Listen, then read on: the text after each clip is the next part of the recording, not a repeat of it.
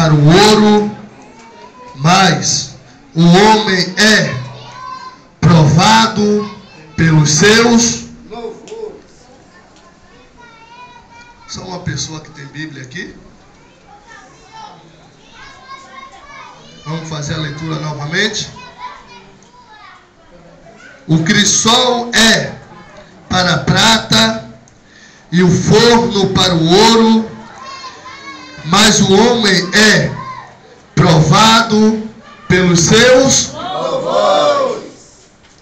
Presta atenção aqui, por gentileza. Observe aqui que esse texto que ora acabamos de ler nesta noite, pelos irmãos. Mas quando eu começo a extrair o texto sagrado, quando eu começo a debulhar a Bíblia Sagrada, me chama a atenção esse texto. Porque eu vejo aqui Salomão descrevendo este livro de Provérbios. A saber que este livro de Provérbios foi escrito no período de 970 antes de Cristo. Salomão foi um homem que teve muita sabedoria, um homem que reinou durante 40 anos. E durante esse período que Salomão estava reinando, no 4º ano do seu reinado, ele fez um templo para o Senhor. O templo que Salomão construiu para o Deus Todo-Poderoso, jamais já visto por homens algum. A saber que esse templo que Salomão fez para o Senhor, ele possuía 3 andares. Observe aqui que o nome Salomão significa pacífico. Observe que Salomão, dentro do seu reino, ele possuía tanta riqueza, tanta propriedade, e ele teve tanta sabedoria, a saber que muitos homens de Deus iam até o palácio de Salomão a ver toda a sabedoria, toda a riqueza, todo o entendimento. O povo ia buscar conselho, a saber, de Salomão. O povo ficava, aleluia, besta. O povo ficava surpreendido. O povo ficava alegre. Muitas pessoas que desejavam até o mesmo entendimento que Salomão ele possuía. Mas a Bíblia Sagrada nos dá respaldo a dizer que Salomão, na sua oração, ele não pedia outra coisa a não ser sabedoria ao Senhor. E é isso que as pessoas nos dias que nós vivemos não pedem, sabedoria. E a Bíblia Sagrada nos faz, enfatiza dizer que o próprio Deus ele narra dizendo que aquele que não tem sabedoria, que peça a Deus. Então observe aqui que Salomão estava certo do que estava escrevendo a igreja do Senhor Jesus Cristo na face da terra. Então observe que Salomão, no seu reinado, ele tinha muito ouro, muita prata, ele tinha muitas coisas no seu reinado. E Salomão estava certo escrevendo, dizendo agora no livro de Provérbios, dizendo: o crisol é para a prata e o forno para o ouro, e o homem é provado pelos seus louvores. Observe porque Salomão escreveu desta forma, porque ele conhecia tanto de prata como ouro, e ele conhecia que o homem também era provado pelos seus louvores. Eu estudando o que significava crisol. Crisol é nada mais, nada menos do que, aleluia, um vaso onde bota a prata, para ver se a prata é verdadeira ou se a prata é mentirosa. Observe que é de sorte a mesma o ouro. O ouro é lançado ao forno para ver se é verdadeiro ou se ele é falso. Existem muitas pessoas vendendo ouro banhado, ferro banhado a ouro, e dizendo que é ouro puro. Existem pessoas vendendo prata falsa, banhado, aleluia, ferro banhado a prata, e dizendo que é prata verdadeira. Observe aqui, uma certa feita, eu estava trabalhando de um condomínio, aleluia, com uma portaria de condomínio, e um dia pela manhã estava varrendo, aleluia, à frente do condomínio, eu achei um crucifixo de ouro. Eu não poderia perguntar a todo mundo que passava na rua de quem era aquele crucifixo de ouro. Aleluia, que a primeira pessoa que eu perguntasse é seu, a pessoa logo ia dizer meu. Mas eu não sabia discernir se era ouro ou se era Michelin. Logo eu fui para a igreja à noite e tinha um obreiro que trabalhava com ouro, e eu perguntei para ele dizendo: obreiro, você conhece esse crucifixo se é de ouro ou se é Michelin? Naquele momento ele perguntou a mim: você quer vender? Eu disse: rapaz, eu não conheço. Ele disse: eu conheço. Naquele momento ele me perguntou: quer 25 reais? Eu disse: me dá esses 25 reais.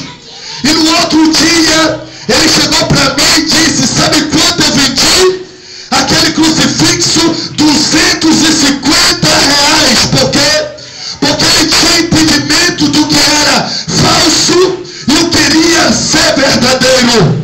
De sorte que uma certa feita o Senhor disse que aleluia, árvore é conhecida pelos seus frutos. Observe aqui que uma certa feita o Senhor fez questão de narrar dizendo que a árvore é conhecida pelos seus frutos. Você não olha pelo fruto, ele vai ver, aleluia, naquele momento. Quem já viu uma manga vermelha no pé, no momento olha para a manga e diz: aquela manga está doce, está maravilhosa. Mas quando nós arrancamos aquela manga, nós vamos ver se ela está doce ou se está amarga. Você só vai perceber desta forma. Então observe aqui que Salomão estava certo do que estava escrevendo para a igreja do Senhor. Observe aqui que Salomão ele diz: o crisol é para a prata e o forno para o ouro, e o homem é provado pelos seus louvores. De sorte que uma certa feita o Senhor Jesus Cristo chegou para a mulher samaritana e disse que Deus é Espírito, importa que os teus adoradores lhe adorem em Espírito e em verdade. Da mesma forma que o Senhor expressou que existia falso e existia também verdadeiro.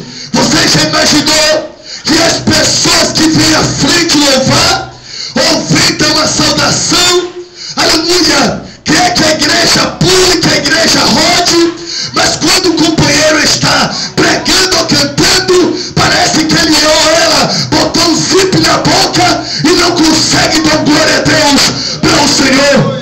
Mas observe que o Deus que nós servimos, ele diz: do jeito que existe o verdadeiro, também existe os falsos. Você vai distinguir o verdadeiro quando você vai ver ele dando glória a Deus, adorando ao Deus Todo-Poderoso. Mas observe aqui que o verdadeiro, você vai ver ele entra no reteté, ele glorifica, ele exalta. E muitas das vezes nós olhamos e dizemos: ali é um menino na fé. Mas não é não, irmão. O verdadeiro adorador é fácil de discernir quem é e quem não é. Nesses últimos dias, engraçado que a igreja pede discernimento de tantas coisas, mas a igreja não pede discernimento a Deus quem é e quem não é. Mas eu tenho a palavra de Deus ao teu coração aqui nesta noite: seja verdadeiro na presença de Deus, porque Deus está à procura dos tais que adorem em espírito e em verdade. Se você vier adorar Ele, levante a mão e glorifique.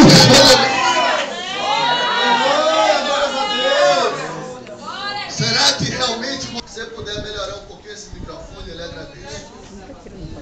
Que quando o Senhor disse em espírito e em verdade. Lembra quando o Senhor fez o homem do pó da terra? Deus leva o homem no meio do jardim e diz ao homem: de todo fruto você coma, mas daquele fruto não coma, porque no dia que você comer deste fruto, você vai ser conhecedor tanto do bem e como do mal. Ou seja, Deus está dizendo: você no dia que comer deste fruto, você vai ser como um de nós. Então observe aqui que o próprio Jesus, ele disse: adorar o Pai em espírito e em verdade. Então será que existe outras verdades a não ser a verdade de Deus? Existe outras verdades? Existe sim. Porque o próprio Jesus Cristo, uma certa feita, ele usando a sua palavra para os seus discípulos, segundo a história bíblica nos conta, que quando Jesus estava com os seus discípulos, fazendo a sua obra missionária, segundo a história bíblica nos conta, que havia de 30 a 40 mil pessoas ao lado do mestre. E Jesus, ele usa uma expressão dizendo para com ele, em João capítulo de número 16, e o versículo de número 13, ele usa a expressão dizendo: quando vier o Espírito da verdade, ele vos guiará por toda a verdade. Por toda a verdade? Por toda a verdade. Será que existe outras verdades a não ser a verdade do nosso Deus? Observe que quando ele diz em espírito e em verdade na carne, Deus usa quem anda no espírito. Existem outras pessoas por aí dizendo que Deus usa vaso sujo. Deus não usa vaso sujo, porque a Bíblia diz que aquele que é santo precisa se santificar.